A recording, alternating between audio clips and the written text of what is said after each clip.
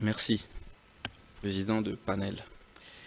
J'aimerais bien faire moins de 20, mais je vais me soumettre aux contraintes du thème qui m'a été donné.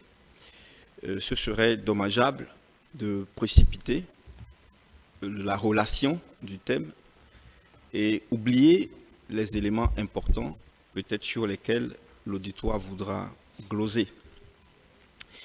Alors, le titre de ma communication est Analyse critique de la méthode politique, de la méthode, je précise en passant, politique, de Maître Agbo-Ibor. Quelle réelle contribution à la démocratie togolaise? Alors, mon propos sera subdivisé en 3 parties. D'abord, un prologue dans lequel je poserai les précautions épistémologiques et la problématisation de la question. Ensuite, un développement dans lequel nous verrons ensemble les points forts ou les temps forts du parcours politique de feu Maître Agbo-Ibor. Et en troisième point, un épilogue où nous poserons également certaines questions. Alors, dans le cadre de mon prologue, je dirais que l'exercice qui nous est donné de faire est très compliqué. Compliqué parce qu'on nous demande de faire la biographie critique qui implique la critique biographique d'une personne qui a été lui-même auteur, ce qui implique également la prise en compte de la critique littéraire. Et ce sont des exercices qui appartiennent à des champs disciplinaires différents. Il faut noter que, du point de vue de la critique littéraire, comme vient de le dire le président du panel, Maître Agbo-Ibor n'a pas écrit qu'un seul livre. Et même s'il a écrit beaucoup d'autres choses, on doit tenir compte dans la critique littéraire de toute sa production communicationnelle, politique. Parce que la pensée politique d'un acteur comme lui ne se traduira pas uniquement à travers la publication d'un lointain livre de 1999-2000, mais par toute la production que son parti, en tant qu'homme politique, a eu, n'est-ce pas, à livrer dans le champ, dans l'espace public au Togo. Ensuite, si on tient compte de la critique biographique, c'est un acteur politique qui a occupé des postes importants au Togo. Et on ne pourra jamais, et je le dis de façon péremptoire, en tant que scientifique, on ne pourra jamais faire un bilan ou une biographie critique de Maître Agbo-Ibor à quelques mois de sa disparition. D'autant plus que les archives ou les sources archivistiques qui sont très importantes, les historiens sont parmi nous ici, pour la reconstruction de la vie politique ou du parcours d'un homme. Nous nous précipiterons pour analyser des faits politiques. Et 20 ans, 30 ans, 50 ans après, lorsque les archives privées ou étatiques ou des chancelleries seront déclassifiées, on découvrira qu'il y a une autre lecture de tous ces faits. Du coup, nous sommes en train de faire un exercice risqué du point de vue de l'historiographie positiviste. Alors, cette précaution que je viens de poser m'amène à dire que nous sommes à cheval entre deux champs, la sociologie politique d'un côté et l'historiographie positiviste de l'autre. Du point de vue de l'historiographie politique positiviste, je l'ai déjà dit, les sources sont importantes. Ce travail a été fait grâce à ses écrits, aux communications de son parti, grâce à des rencontres avec des acteurs avec qui il a travaillé, notamment un acteur clé de notre enquête a été le révérend Père Pénoukou, qui, durant l'année 93-94, a géré les conciliabules et les négociations secrètes entre Edem Kodjo, feu Edem Kodjo, et feu Maître Agbo-Ibor. Il a été consulté et il a livré des lectures de ces événements qui ne se retrouvent pas dans la presse. Bien. Du point de vue de la sociologie politique, on parle de la méthode. Alors, je récuse d'entrer ce terme, ce concept, en lançant une petite flèche au concepteur de la concept note. Est-ce qu'il faut parler de méthode Agbo-Ibor? Y a-t-il une méthode Agboibo, réellement? Et quelle est cette méthode? Parce que en sociologie politique, les concepts ne sont pas du français. La méthode politique a une charge sémantique bien déterminée dans la catégorie en sociologie politique. Ce n'est pas parce que l'auteur a écrit dans le titre de son livre méthode politique qu'effectivement il a une méthode politique.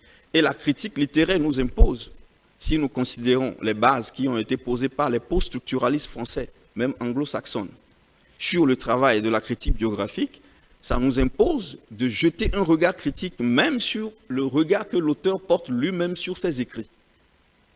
Ce qui rend ce travail un peu plus stimulant du point de vue scientifique. Alors, je terminerai le prologue en faisant une problématisation très succincte.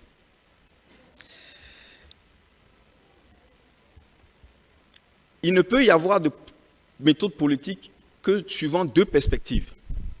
La première perspective, c'est celle qui est post-doctrinale. Et la seconde perspective est celle qui est proactive.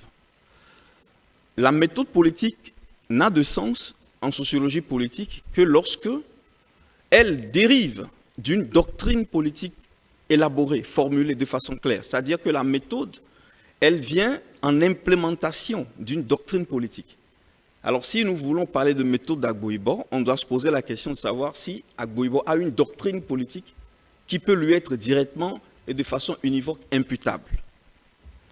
La seconde option, c'est qu'il n'y a pas de doctrine originelle que l'acteur a conçue, mais il y a une méthode dans l'action. C'est ce que nous appelons l'approche constructiviste, où la méthode se construit avec les contraintes de l'action politique. Et en troisième, je dirais, pour parler de méthode politique, ça, ce sont les classiques. Parce que nous sommes des scientifiques, faisons des analyses, les concepts ont des sens. En troisième position, avant qu'il y ait méthode politique, c'est important qu'il y ait une finalité qui soit claire. Et mon collègue à côté est constitutionnaliste. Il ne pourra pas trop m'attaquer sur ce point après. Il sait, et nous savons, que le processus de démocratisation est structuré en 3 phases. Le temps de la rupture d'avec les régimes à parti unique. Ensuite, la transition et ensuite la consolidation. Le processus démocratique est ainsi fait. Alors, vous voyez déjà qu'il y a 3 finalités différentes à l'intérieur du processus démocratique. La première finalité est celle de la rupture. La deuxième est celle de la transition. Et la troisième est celle de la consolidation. S'il y a méthode politique, c'est à quel niveau du processus transitionnel? Est-ce que c'est dans la transition? Est-ce que c'est dans la rupture? Ou est-ce que c'est dans la consolidation que nous mettons en évidence une méthode de Maître Agboibo? Voilà les aspects de la question difficile, de la patate chaude, qui nous a été de façon très insidieuse balancée. Alors, je vais commencer maintenant le développement. Je viens de faire 6 minutes. Je suis dans le temps. Alors, au vu du parcours politique de Maître Agboibo, il m'a semblé judicieux de parler de 3 moments différents. Il y a d'abord le moment de la vocation et de la détermination politique. Ensuite, le moment du repositionnement stratégique de l'acteur sur l'échiquier politique national. Et c'est ça, c'est le moment qui coïncide avec le début de sa réflexion. Nous sommes en 1999-2000. Et un troisième moment qui est le moment de la théorisation aboutie. Je réponds tout de suite à la première question de ma problématique, disant qu'on ne reconnaît et on ne connaît aucune doctrine politique sui generis à imputer au Maître Agboibo au début de la transition politique. Parce que l'histoire de l'idéologie post-indépendance est structurée autour de 2 choses.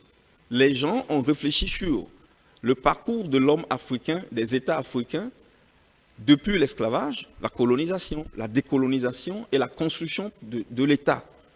Et c'est dans ce cadre conceptuel que les doctrines ont été formulées. On n'a pas, dans les écrits de Maître Agboibo, une doctrine politique qui soit inhérente à ce genre de courant. Par contre, on remarque que Maître Agbouibo, étant un droit de l'homiste, il s'est inspiré de la doctrine normativiste démocratique, c'est-à-dire la démocratie libérale. On peut dire qu'il s'est inspiré de cela, la démocratie, le multipartisme, à partir de cette doctrine qui n'est pas africaine, mais qui est occidentale, il va rentrer dans le champ de l'action. Et je dis donc que Maître Agbouibo a eu une démarche constructiviste. Il a construit sa méthode politique ou une méthode dans l'action. Parce que lorsque vous lisez l'ouvrage, on parle de pression et de négociation, de dialogue. Ce n'est pas une méthode spécifique à Maître Agbouibo. Toute la classe politique de l'opposition a utilisé la pression, a utilisé les négociations et a utilisé également le dialogue. À part notamment l'UFC, qui à un moment donné aura connu une mue idéologique également. Et du coup, on n'est pas ici dans un domaine vraiment de la méthode. Moi, je parlerai plutôt de la stratégie. Le premier temps de la vocation. Je rappelle que Maître Agbouibo était haut dignitaire du RPT. Il faisait partie de la cellule 39. Ce qui explique la facilité dont a parlé la collègue tout à l'heure, la facilité de contact avec le chef de l'État, feu général Nassim Beyadema. Alors, lorsque les étudiants ont envahi le palais de justice en octobre, le 5 octobre 1990, il était là avec ses collègues avocats. Et c'est suite à cet événement que Maître Agbouibo va aller rencontrer le chef de l'État pour poser la plateforme du 12 octobre. Du coup, il va rentrer dans les soubresauts de l'action politique. Et le soulèvement du 5 octobre n'est pas au crédit de Maître Agbouibo, c'est au crédit de la CDPA, section française. Et justement, ce jour-là, les étudiants scandaient « Vive la CDPA », ainsi de suite. Alors, il va connaître une vocation par balbutiement. Parce que c'est le 30 avril qu'il va créer son parti, le CAR, à l'hôtel Sarakawa. Et entre-temps, il a créé le phare. Et c'est ici l'action de Maître Agbouibo dans la rupture. Il a été fondamental dans la phase de la rupture, si l'on s'en tient aux théories de la transitologie.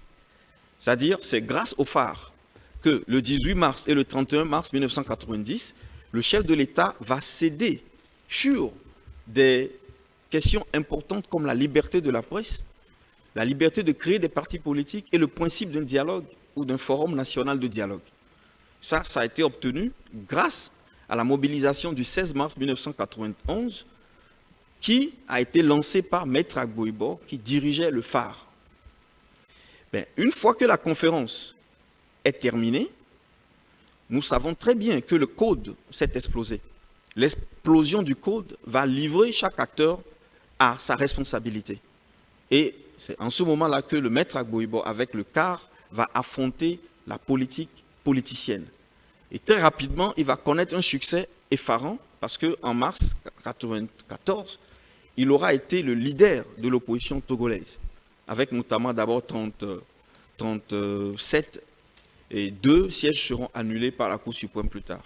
Alors nous voyons un Maître Agbouibo avec le CAR qui tout de suite, en 91 et 1994, va se retrouver au pinacle de l'opposition au Togo. Mais il va perdre du point de vue de la capitalisation institutionnaliste de cette position-là. Il va refuser de prendre la présidence de l'Assemblée nationale, d'abord, et en boycottant les sessions de l'Assemblée nationale pendant près de 9 mois, il va refuser de rentrer dans le gouvernement Edem Kodjo, question sur laquelle je ne pourrai pas revenir maintenant. Et après, il va se retrouver à partir de 1995 dans une régression vis-à-vis de la population. Et en 1998, on l'aura vu, le CAR de Maître Agbouibo aura commencé son déclin.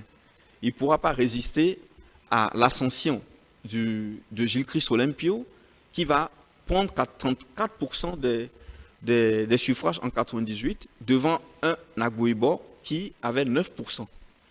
C'est ce qui explique d'ailleurs la sortie de l'ouvrage, parce que le déclin politique aura commencé très tôt, en 1998.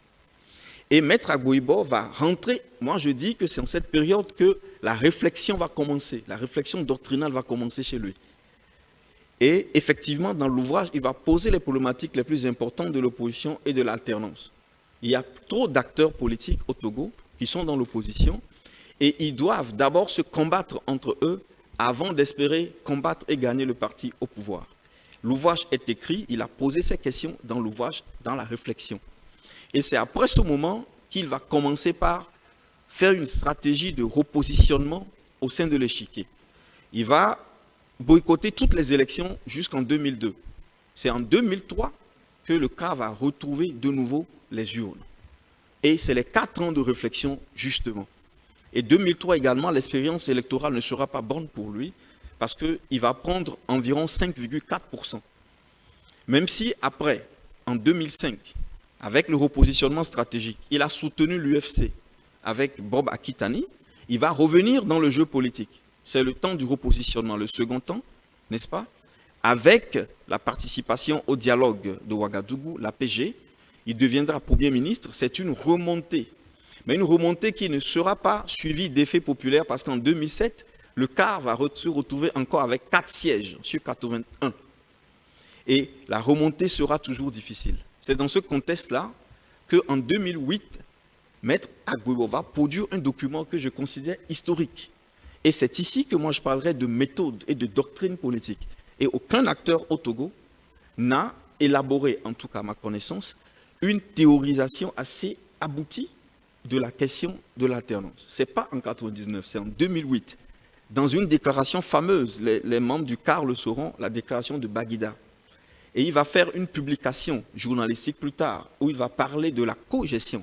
C'est un concept qui a été peut-être oublié, mais qui est très abouti, la cogestion, où il va remettre en question même le modèle multipartiste qui aura été importé en 90, où Maître Agboibo parlera pour la première fois d'une majorité écrasante qui doit régler les problèmes du pays et qui se voit discrédité par une minorité, et que ce jeu très dangereux pour l'équilibre du pays doit arriver à un terme. Et il parlera donc d'une période intérimaire de cogestion entre majorité et minorité, une cogestion qui doit être intégrée dans les réformes qui étaient annoncées, les fameuses réformes qui auront été faites avec la législature numéro 6. Et du coup, il n'a pas été entendu. Dans cette déclaration, il a élaboré aussi une méthode de la constitutionnalisation de ce principe jusqu'à ce que j'ai appelé les différentes étapes pour que le Togo passe par une transition avant de remettre en place la démocratisation. Du coup, nous voyons chez Maître Agboibo une réflexion qui commence en 2000, qui va terminer en 2008. Parce que, étrangement, après 2008, il va se retirer de la direction du CAR et il participera qu'à l'élection de 2010 et il ne participera plus lui-même directement à aucune élection. Je considère que la théorie de la cogestion, que j'invite tout le monde à lire, est la doctrine et la méthode la plus aboutie de Maître Agboibo en politique togolaise. Je conclus en disant que Maître Agboibo a posé les balises du processus de rupture au niveau de la démocratisation initiale. C'est lui qui a posé la rupture. Ensuite, dans la transition, il a joué un rôle important en se hissant au sommet de l'opposition, mais avec la consolidation, il est revenu en disant que le parti au pouvoir ne veut pas laisser le pouvoir. Du coup, il sera très difficile qu'il y ait alternance au Togo. D'où la théorie de la cogestion qui ne sera jamais appliquée et qui restera dans les annales de la pensée politique des hommes, des acteurs politiques du Togo. Je vous remercie. Merci, chers collègues.